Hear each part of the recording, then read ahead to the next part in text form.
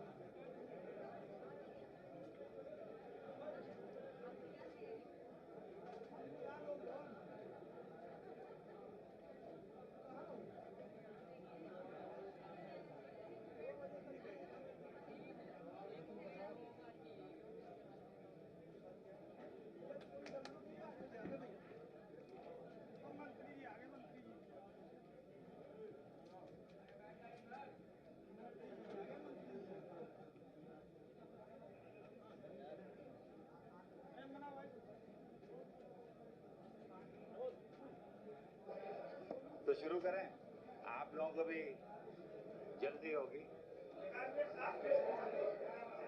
हम तो साथ में हाथ सांस लीजिए, हम तो सांस लेते रहते हैं।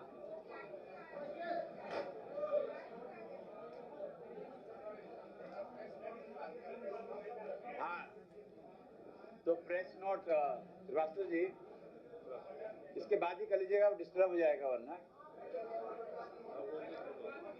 पहले दिलवा दें भाई, पॉपुलर डिमांड।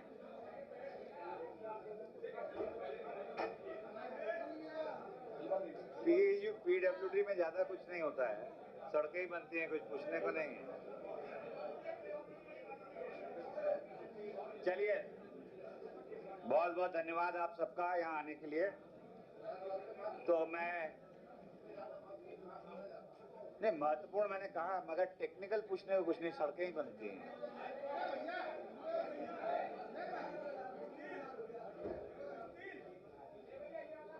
आप तो बहुत बहुत स्वागत आपका। आज 100 दिन की रिपोर्ट कार्ड आपको प्रस्तुत कर रहे हैं लोक निर्माण विभाग का, और बहुत ही महत्वाकांक्षी योजनाओं को हम लेके चल रहे हैं। माननीय प्रधानमंत्री जी के सानिध्य में और मुख्यमंत्री जी के निर्देश में लोक निर्माण विभाग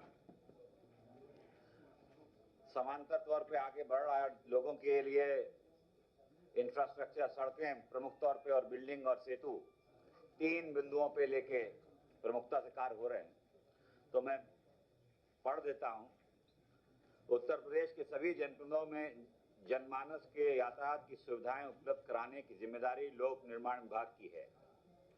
लोक निर्माण विभाग प्रदेश के पुराने निर्मित मार्गों का रखरखाव, जिसमें नवीनीकरण और विशेष मरम्मत की जाती है, एवं बढ़ते यातायात की आवश्यकता को देखते हुए अधिक यातायात वाले मार्गों को मानक के अनुसार चौड़ीकरण एवं सुदृढ़ीकरण का कार्य कराता है। कुछ अन्य विभाग जैसे ग्रामीण अभियंत्रण विभाग, यूपीडा, गन्ना विभाग, जिला पंचायत, ग्राम विकास विभाग, ये विभाग भी एजेंसियों के रूप में काम करते हैं। लोक निर्माण विभाग द्वारा समस्त सरकारी भवनों का रखरखाव, नई स्वीकृतियों के सापेक्ष भवन निर्माण का कार्य भी कराया जाता है। अन्य जनपदों में सरकारी कॉलोनियों का रखरखाव और अन्य सरकारी भवनों का रखरखाव भी किया जाता है। उत्तर प्रदेश राज्य सेतु निगम द्वारा दीर्घ सेतु का निर्माण कराया जाता है। उत्तर प्रदेश राष्ट्रीय निर्माण निगम द्वारा भवनों का निर्माण किया जाता है। कुछ विगत वर्षों के जो महत्वपूर्ण कार्य रहे, 2017 से 2022 इसमें भारतीय जनता पार्टी सरकार रही, उसके मध्य 2152 किलोमीटर ग्रामीण मार्ग का निर्माण हुआ और 17,150 किलोमीटर चौड़ीकरण और सुदृढ़ीकरण का कार्य विभाग द्वारा कराया गया। इसके साथ ही साथ 186 दीर्घ सेतु, 72 आरओबी, 537 लघु सेतु, कुल 795 सेतुओं का निर्माण किया गया। ये पिछले 2017 से 2022 की बात है। जहां तक हमारे 100 दिन के लक्ष्य और उनकी उपलब्धियों का सवाल है, लोक निर्माण विभाग उत्तर प्रदेश द्वारा प्रथम 100 दिन में कई महत्वपूर्ण उपलब्धियों प्राप्त हुई। उदाहरण के लिए प्रथम 100 दिन में 500 से अधिक ग्रामीण संपर्क मार्गों का निर्माण किया गया है। इन 500 संपर्क मार्गों में 1126 किलोमीटर की लंबाई में निर्माण कार्य पूर्ण करा दिए गए और इस पर करीब 787 करोड़ से अधिक का व्यय हुआ है। इससे यह भी स्पष्ट है कि रोजाना लगभग 5 संपर्क मार्ग का निर्माण पूरा कराया गया है। यह भी अवगत कराना है कि 841 कार्य प्रगति पे हैं, जिनकी अवशेष लागत 882 करोड़ है। इन सभी ग्रामीण मार्गों के इसी वित्तीय वर्ष में पूर्ण करा दिया जाएगा। विभाग का यह भी सतत प्रयास रहेगा कि भविष्य में भी इसी गति से निर्माण कार्य प्रगति प्राप्त करते रहेंगे। विभाग द्वारा प्रथम 100 दिन में 89 सेतुओं का निर्माण कार्य पूर्ण करा दिया है, जिसकी लागत 834 करोड़ है। ये भी अवगत कराना है कि 1191 सेतु कार्य प्रगति पे हैं, जिनकी अवशेष लागत 3758 करोड़ है। इस वित्तीय वर्ष में ये प्रत्येक आप समझिए 3 दिन में एक सेतु का निर्माण का लक्ष्य है। दीर्घ सेतु का निर्माण उत्तर प्रदेश सेतु निगम द्वारा कराया जाता है। सेतु निगम द्वारा प्रतिवर्ष औसतन 45 नदी सेतु, 20 रेलवे ओवरब्रिज का निर्माण कार्य कराया जा रहा है, जिसे वर्ष 2023-24 में दुगना करते हुए 40 आरओबी का निर्माण प्रतिवर्ष कराया जाना लक्षित है। विभाग द्वारा 100 दिन में 511 किलोमीटर का चौड़ीकरण और सुदृढ़ीकरण, जिसकी लागत 1441 करोड़ की लागत पूर्ण कराए गए हैं और रुपये 17,667 करोड़ लागत के चौड़ीकरण और सुदृढ़ीकरण के कार्य प्रगति में है। इसी प्रकार विभाग द्वारा 100 दिन में लगभग 5 किलोमीटर प्रतिदिन की उपलब्धि हासिल की गई। उत्तर प्रदेश सीमा से लगे हुए अन्य राज्य जो हैं हमारे, मध्य प्रदेश, राजस्थान, हरियाणा, उत्तराखंड, बिहार, झारखंड, इसमें प्रवेश द्वार 89 अंतरराज्यीय स्वागत द्वारों का निर्माण स्वीकृति दी गई है, जिसमें से 60 स्वागत द्वारों का निर्माण प्रारंभ हो चुका है। जहां तक हमारे राष्ट्रीय राजमार्ग उसका विवरण है, प्रदेश में राष्ट्रीय राजमार्ग की संख्या 89 है, जिनकी लंबाई 11,590 किलोमीटर है। गत वर्ष पिछले वर्षों में NHAI और NH और लोक निर्माण विभाग द्वारा 1720 किलोमीटर राजमार्ग परियोजना की पूर्ण करी गई है और पिछले गत वर्ष में 662 किलोमीटर, जिसकी लागत 13,325 करोड़ लागत की परियोजना स्वीकृति प्रदान कर चुके हैं। पिछले वर्ष इतना किया था। इस वर्ष माननीय नितिन गडकरी जी, मंत्री सड़क परिवहन मंत्री, भारत सरकार से वार्ता भी हुई और उनके अनुसार लोक निर्माण विभाग द्वारा 1163 किलोमीटर लंबाई इस वर्ष राजमार्गों के विकास करने की DPR प्रस्तुत की जाएगी और इस वर्ष के कार्य की स्वीकृति 15,634 करोड़ रुपए की वार्षिक कार्य योजना अनुमोदित की गई। तो बहुत ज्यादा जंप हुआ है पिछले वर्ष से भी लेके इस वर्ष में। और इसके अतिरिक्त ये बहुत महत्वाकांक्षी योजना आज सरकार की रही है। हमारे आस्था का केंद्र मथुरा वृंदावन क्षेत्र, यहाँ ब्रिज 84 कोस परिक्रमा मार्ग का निर्माण 2,500 करोड़ की लागत से कराया जाएगा। इसकी DPR कंसल्टेंट का चयन हो चुका है और DPR डिटेल्ड प्रोजेक्ट रिपोर्ट का गठन की भी कार्रवाई प्रारंभ हो चुकी है। दूसरा बिंदु है नए रेल ओवरब्रिज। ये भी एक आम जनता से जुड़ी हुई और बहुत ही दो पहलू होते हैं। रेलवे ओवरब्रिज में बहुत कठिनाई आवागमन में होती है और दूसरी कठिनाई होती है सेफ्टी, सुरक्षा के दृष्टिकोण में, क्योंकि जहाँ फाटक होते हैं वहाँ लोग क्रॉसिंग करते हैं, अक्सर एक्सीडेंट्स हो जाते हैं। और आजकल तो आवागमन इतना हो गया रेल्स का कि घंटों बंद हो जाते हैं फाटक और बहुत कठिनाई करनी पड़ती है। तो ये इस सरकार की प्राथमिकता है कि हम आने वाले वर्षों में उत्तर प्रदेश में कोई भी ऐसा रेलवे क्रॉसिंग ना रखें जहां ओवरब्रिज या अंडरपास की सुविधा ना हो, ताकि इस समस्याओं का हमेशा के लिए निदान हो जाए और जनता का आवागमन और सुलभ हो जाए। तो इसके तहत भारत सरकार से इसके रेलवे ओवरब्रिज के निर्माण के लिए MOU साइन किया गया है, करा जाएगा। मगर जो MOU का अनुमोदन मंत्री परिषद से उत्तर प्रदेश के ले लिया गया है और इस मद में जो स्वीकृति आई थी वो 1,017 करोड़ की आई थी, केंद्र सहायता की 117 करोड़ की आई थी केंद्र सरकार की सहायता की। वो माननीय मंत्री नितिन गडकरी जी से वार्ता करके हम लोगों को बताने में हर्ष है कि वो 117 से लेके हम उसको 700 करोड़ तक की उन्होंने हमें आश्वस्त कर दिया है कि वो इतना धन देंगे ताकि हम ये ROB का निर्माण उत्तर प्रदेश में जल्द से जल्द कराएं। और प्रयास रहेगा कि समय जितना भी लगे मगर आने वाले वर्षों में 200-300 प्राथमिकता पे लेके लेवल क्रॉसिंग्स को हम ओवरब्रिज या अंडरपास जहां भी जैसा होगा, प्राथमिकता ओवरब्रिज की रहती है, अंडरपास कठिनाइयां आती हैं तो उसको देखा जाएगा। जहां तक विभाग में पारदर्शिता, ट्रांसपेरेंसी लाने के कदम हैं उनको और उठाया गया है और पूरी तैयारी से प्रयास किया जा रहा है कि विभाग में जितने भी टेक्नोलॉजी का इस्तेमाल हो सकता है, टेक्नोलॉजी के इस्तेमाल किससे पारदर्शिता आएगी। और अभी हमने 23/6/2022 को एक एस्टिमेटर ऐप उसको लॉन्च किया है।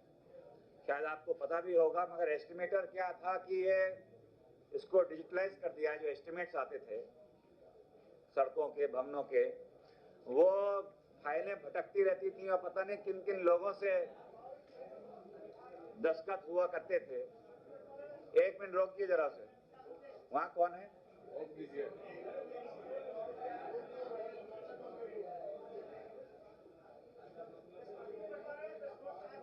एक मिनट, कौन सा है? वो कौन है?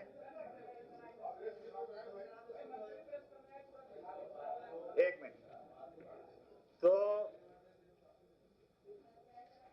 पारदर्शिता की मैं बात कर रहा था एस्टिमेटर ऐप, डिजिटलाइज्ड एस्टिमेट्स आएंगे। उसमें ट्रांसपेरेंसी इसलिए होगी कि सब चीज़ डिजिटल होगा, ऑन रिकॉर्ड होगा कि कहाँ चेंजेस किसने किस टाइम कब किए। और जो फाइलों का आना जाना लगा रहता था, गोरखपुर से लखनऊ पहुँचते तक फाइल टाइम लग जाती थी और फिर वापस चली जाती थी, अगर क्वेरी लग जाती थी तो बहुत समय भी बर्बाद होता था। तो ऐसे हम लोगों ने नए कदम उठा रहे हैं जिससे ट्रांसपेरेंसी भी बढ़े, समय की भी बचत हो और नई टेक्नोलॉजी का भी इस्तेमाल हो। दूसरा महत्वपूर्ण बिंदु जो विभाग ने लिया है वो मेंटेनेंस पॉलिसी। जो मेंटेनेंस पॉलिसी थी, मार्गों के वाइडनिंग और स्ट्रेंथनिंग के कार्य, साथ ही साथ जो उनके और अनुबंध जो कॉन्ट्रैक्ट था उसमें 5 ईयर मेंटेनेंस पॉलिसी ला रहे हैं जो इनबिल्ट होगा। और मैं उसके बारे में पढ़ देता हूं।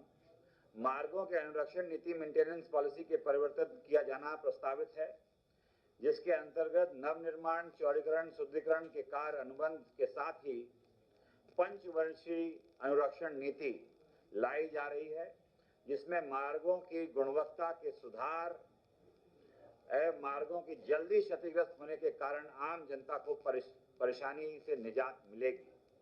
इसके साथ ही साथ अनुरक्षण पर आने वाले व्यय भी सीमित हो सकेंगे। इसके अतिरिक्त मार्ग के अनुरक्षण हेतु पायलट प्रोजेक्ट के तौर पर कुल 18 मंडल, 18 मंडल में से प्रत्येक मंडल में एक ब्लॉक लोक निर्माण विभाग के स्वामित्व में समस्त सड़कों का ग्रामीण मार्ग सहित 5 वर्ष के लिए कार्य योजना तैयार की जा रही है और इसके सफल होने पर पूरे प्रदेश में इस प्रकार के अनुरक्षण कराए जाएंगे पर विचार किया जाएगा। तो अभी पायलट प्रोजेक्ट पे 1 ब्लॉक पर डिवीजन, जहाँ 5 ईयर मेंटेनेंस पॉलिसी इनबिल्ट, जिसमें ये झंझट खत्म कि कहीं भी अगर गड़बड़ी होगी, किसी तरीके का वहाँ क्वालिटी में डिफेक्ट होगा तो वो उसकी जिम्मेदारी तय है और उसका इनबिल्ट है उनके एस्टिमेट्स में कि उसकी रिपेयरिंग होती रहे। इसमें धन की भी बचत होगी और जवाबदेही भी तय होगी और जनता को भी और सुविधा और सुलभ रास्ते मिलेंगे। भवनों के निर्माण, वर्तमान में लोक निर्माण विभाग के अंतर्गत 50 करोड़ से अधिक लागत के भवनों के निर्माण के कार्य EPC मोड पर किया जा रहा है, इंजीनियरिंग प्रोक्योरमेंट कॉन्ट्रैक्ट EPC। इस प्रक्रिया के मार्ग कार्य पर भी लागू किया जाना कार्रवाई प्रक्रियाधीन है। तो बिल्डिंग्स में तो हम कर ही रहे हैं 50 करोड़ से अबव की। अब मार्गों के लिए भी जो अभी तक कहा जाता था आइटम रेट कि 100 मीटर बनाओ तो उसका पेमेंट हो जाता था, मगर उस प्रक्रिया में बहुत बाधाएं और समस्याएं लगती थी, तो उसको दूर करते हुए EPC कॉन्ट्रैक्ट पे 1 टाइम हम लोग देंगे। मार्गों के लिए भी इसमें 2 फायदे होते हैं कि इंजीनियरिंग से लेके तमाम और चीज़ें जिसको कॉन्ट्रैक्ट दिया है वही देखेगा, कोई कॉस्ट एस्केलेशंस नहीं होते, कोई डिलेज नहीं होते, विलम्ब नहीं होगा। जो अधिकतर देखा जाता है कि विलम्ब हो गया फिर फाइल वापस आ गई। तो अब नए सिरे से और नए प्रयास रहेंगे कि इस मॉडल पे उत्तर प्रदेश के भवनों का निर्माण तो हो ही रहा है बड़े, और सड़कों के लिए भी किया जाएगा। दूसरा एक और बिंदु जो मैं आपके समक्ष लाना चाहता हूं, विभागीय गतिविधियों के आम जनमानस से जोड़ने तथा विभागीय विकास कार्यों को आम जनमानस के संज्ञान में लाने के लिए विभागीय छवि को निखारने, अच्छा करने हेतु सोशल मीडिया एजेंसी की सेवा ली जाएगी। विभाग की शिकायतें प्रणाली को सुदृढ़ बनाए जाने हेतु ग्रीवेंस रिड्रेसल सिस्टम के दृष्टिकोण सॉफ्टवेयर डेवलप किया जाएगा, करने की कार्रवाई प्रक्रियाधीन है। तो ग्रीवेंस रिड्रेसल का ये प्रयास रहेगा कि क्योंकि आजकल टेक्नोलॉजी का इस्तेमाल करते हुए कि लोग जहां कंप्लेंट्स आ रही हैं, क्वालिटी की है, रिन्यूअल्स की है, जल भराव की है, अलाइनमेंट की है, एनक्रोचमेंट की है या कोई और समस्या है, तो अब विभाग को इंटरैक्टिव बनाया जाएगा कि आपकी समस्याओं के, जनता की समस्याओं के जवाब और जवाबदेही दोनों चीजें पे हम लोग प्रयास कर रहे हैं।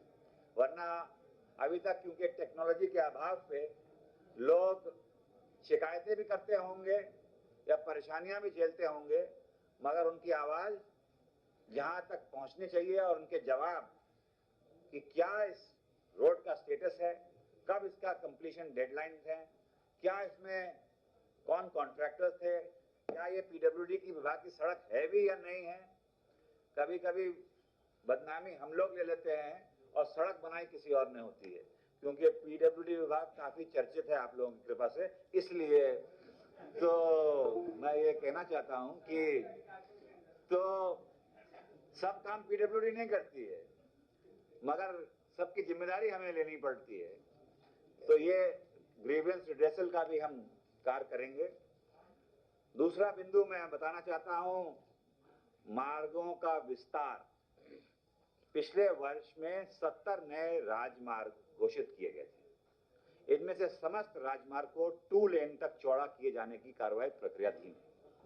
तो राजमार्ग को तो हम 2 लेन करेंगे ही, इसके अतिरिक्त समस्त प्रमुख जिला मार्गों को भी, जो एमडीआर ओडीआर कहते हैं, एमडीआर मेन डिस्ट्रिक्ट रोड्स, उनको भी 2 लेन चौड़ा किए जाने के कार्य योजना तैयार की जा रही है। और जहां तक ग्रामीण अंचल के विकास का प्रश्न है, वो हमारी प्राथमिकता है कि सिर्फ बड़ी सड़कें ही नहीं, ग्रामीण सड़कें भी उतना महत्व रखती हैं हम लोगों के लिए, क्योंकि ग्रामीण क्षेत्र की जनता को भी हम वही सुविधाएं देना चाहते हैं जो बड़े शहरों में बड़ी सड़कों में दिखाई देती है। उसके तहत एक ये योजना जो थी 2011 की जनगणना के आधार पर 250 से अधिक आबादी के समस्त राजस्व ग्राम बसावटें को पक्के मार्ग से जोड़ने की कार्रवाई की जा रही है। तो 250 की पॉपुलेशन वाले जितने ग्राम हैं, तो वर्तमान में करीब 4,400 बसावटें ऐसी हैं जो पक्के मार्ग से नहीं जुड़ी हैं उत्तर प्रदेश में। इनमें से करीब 1000 ऐसे बसावटें गांव हैं जो जिनकी 500 मीटर से कम की जरूरत है। तो इनको तो हम पंचायती राज विभाग और हमारे जिला परिषद और तमाम उनसे जोड़ेंगे। बाकी करीब जितने लगभग 3000 होंगी जैसे ग्राम और बसावटें, उनको पीडब्ल्यूडी विभाग पक्के मार्ग से जोड़ने का काम करेगा। और भी हम लोग नई टेक्नोलॉजी का इस्तेमाल करते हुए प्रयास कर रहे हैं कि नए प्रयोग भी हों और जो बेस्ट प्रैक्टिसेस हैं वर्ल्ड वाइड अन्य राज्यों में, उनको उत्तर प्रदेश में लाया जाए। नई टेक्नोलॉजी जहां हो रही है उनका प्रयोग किया जाए, जो सफल हो जाएंगे उनको स्केल अप करेंगे, पहले पायलट प्रोजेक्ट्स लेंगे। मगर यहाँ पे 193 ये मार्गों पे 40,000 हर्बल पौधीकरण का कार्य भी किया गया है। और ये सिंगल यूज प्लास्टिक का प्रयोग करते हुए मार्गों के नवीनीकरण का कार्य कराया गया है। भविष्य में भी पर्यावरण संरक्षण हेतु इस प्रकार के कार्य विभाग कराता रहेगा। तो ये प्रयास तो हमारा है, मगर समस्याएं भी हैं। प्लास्टिक यूज जो है सिंगल यूज, वो जो कूड़ा है वो दिखता तो बहुत है, मगर उसको इकट्ठा करना बड़ा कठिन काम है। अगर हम पूरी सड़कें बना लेंगे उतना मिलेगा नहीं, इतना पर्याप्त आ नहीं पाएगा। तो ये चुनौती है, मगर हम चाहते हैं कि पर्यावरण को प्राथमिकता में रखते हुए वो यूसेज हो जो सिर्फ बिटुमेन के अलावा भी हम कैसे और बेस्ट प्रैक्टिसेस को लेते हुए प्रयास करेंगे। और समय भी काफी हो गया है, तो मैं आजादी के अमृत महोत्सव की श्रृंखला में शहीद स्मारकों और शहीदों के घर तक मार्ग निर्माण का निर्णय लिया गया है।